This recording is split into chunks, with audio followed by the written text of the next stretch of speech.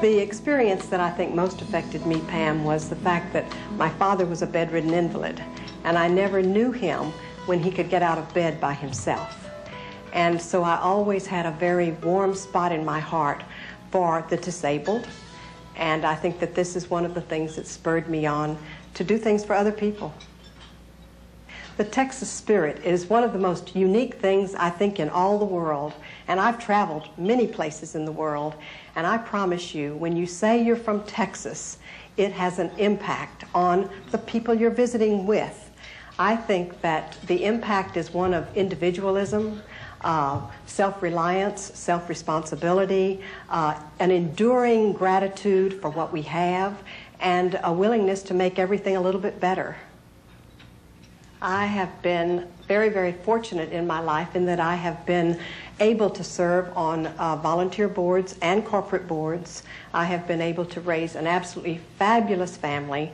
I have been able to give myself to the community, and I've been able to do this because I've had their support, the support of my 4 children and my husband when he was alive, and I've had the support of the community. They've always reached out to help me be better. You have got to create a balance in your life when you have everything, when you have a marriage and children and a career and you want to do some volunteer work. You have to put a balance into your life and you have to structure your life. It can't be happenstance. It has to be organized and it has to be planned. I was elected to my first corporate board.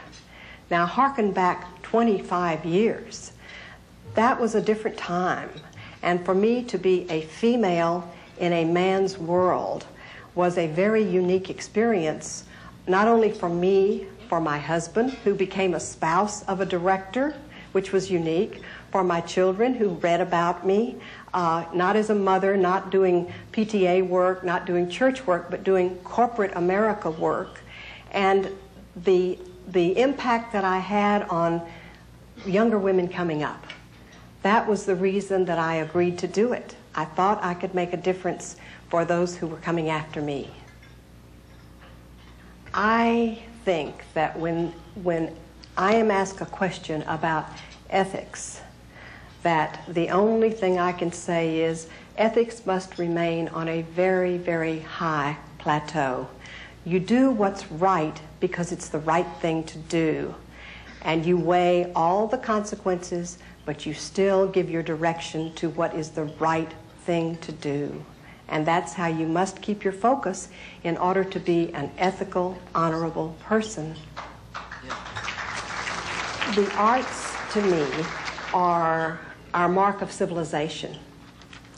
I think that a community cannot exist in its fullest form without supporting the arts.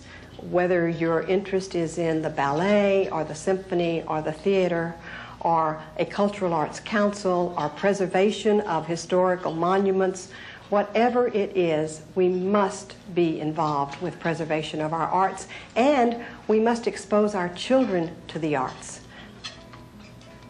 Well, I think that guys and gals can look at the volunteer scope and see where they want to put their emphasis, not as much because they need you, but because you need that.